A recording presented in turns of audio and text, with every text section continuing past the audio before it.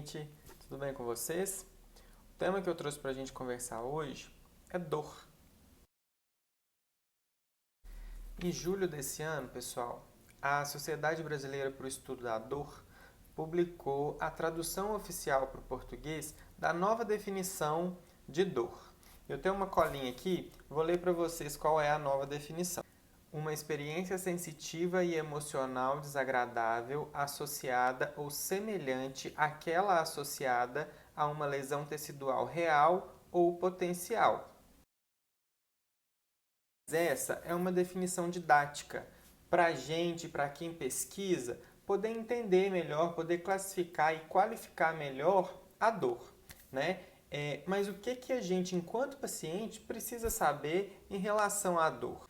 A dor, pessoal, é uma experiência pessoal e que pode ser influenciada em graus variáveis por alguns fatores biológicos, psicológicos e sociais. Tendo em vista essas influências, a dor não pode ser determinada exclusivamente pela atividade dos neurônios sensitivos. E essas experiências que a pessoa tem com dor durante a vida é que vão moldar o conceito de dor que essa pessoa tem. E a sensação de dor, ela tem um caráter adaptativo e ela pode influenciar diretamente na função desse indivíduo, no seu bem-estar social e psicológico. Dentro do que se sabe hoje em relação ao tratamento para a dor, principalmente no que se diz respeito à dor crônica, os exercícios são os principais aliados em relação ao controle e combate, dessas crises, do enfrentamento dessas crises de dor. Os principais benefícios de uma prática regular de exercícios num nível moderado são a flexibilidade, a melhora do condicionamento cardiovascular, a melhora da força muscular. Nós vamos considerar a dor crônica aquela dor que o paciente sente por mais de 3 meses. Normalmente, essa dor não se relaciona com um dano tecidual real. A gente considera esse tempo porque a dor tem mais tempo, ou está durando mais tempo, do que o tempo que um tecido lesionado levaria normalmente para se recuperar. Diferente da dor aguda, que normalmente nos alerta para algum dano decorrente de algum evento, por exemplo, parto, fratura ou algum outro tipo de trauma. Então a gente pode dizer que a dor crônica persiste como resposta ao aumento da sensibilidade frente a uma ameaça de dano percebida pelo corpo apesar da ausência de lesão. É um conceito um pouco complexo de entender, mas que a gente precisa ir amadurecendo, porque o tratamento da dor crônica, diferente da dor aguda, exige movimento. Nesse caso, é o movimento que vai ajudar na cura. Esse tratamento vai começar na fisioterapia. O tratamento da dor crônica inicia na fisioterapia. Lá, você vai conseguir desenvolver as habilidades necessárias para poder controlar essa condição de dor crônica, aumentar o nível de atividade física e, consequentemente, de qualidade de vida, uma vez que você vai melhorar a aptidão para desenvolver as atividades que estão restritas por causa do medo de movimentar que a dor crônica traz, Como eu disse, o movimento é a principal ferramenta para a cura na dor crônica, ou pelo menos para o controle. O fisioterapeuta é o profissional especialista em movimento e os exercícios eles estão incluídos em todas as diretrizes de tratamento para a dor. Dentro dos estudos que foram desenvolvidos até hoje, exercício é o que é mais preconizado no controle de dores crônicas relacionadas com N condições. Existem algumas crenças negativas em relação ao enfrentamento, ao diagnóstico das dores crônicas. Uma delas são os exames. Os exames trazem achados que não necessariamente vão estar relacionados com a dor. Muitas das vezes, esses achados que os exames mostram são achados que são encontrados em pessoas assintomáticas, inclusive. Então, e como eu disse, não necessariamente a dor está relacionada com uma lesão real. Existe um quadro aí que está muito mais relacionado com uma questão de aprendizagem cerebral do que com um risco potencial de se machucar.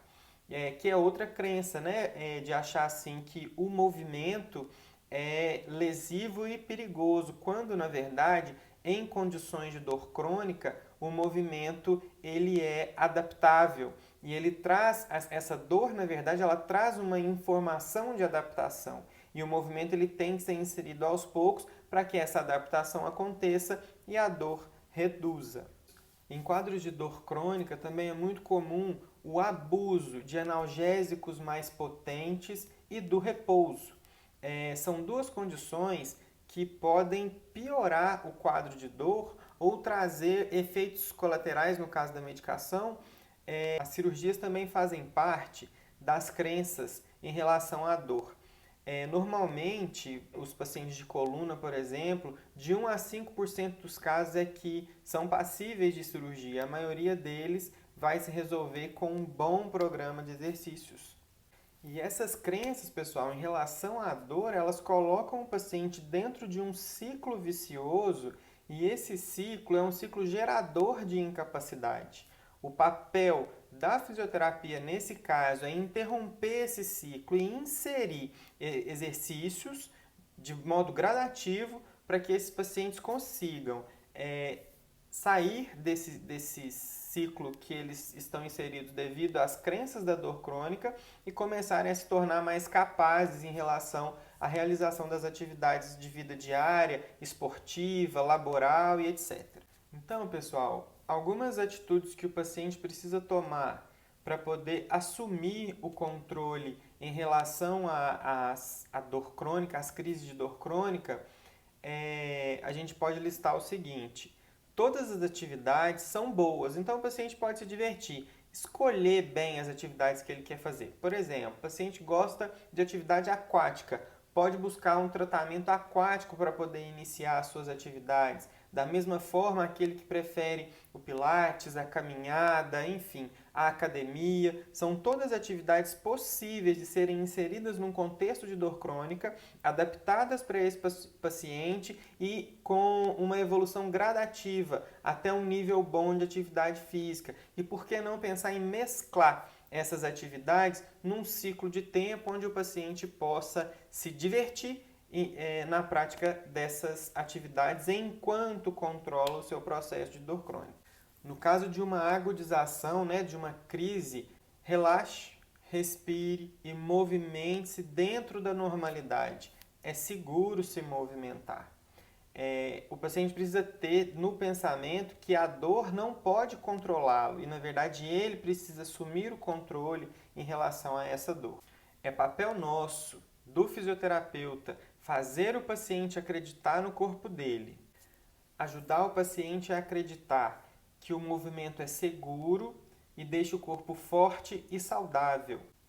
Exercício, dieta e sono formam a tríade perfeita como fatores de estilo de vida. Mudar o estilo de vida, adotar novos comportamentos em relação ao enfrentamento da dor e as suas consequências auxilia no aprendizado e na melhora do quadro de dor. Então, pessoal, tá dado o recado.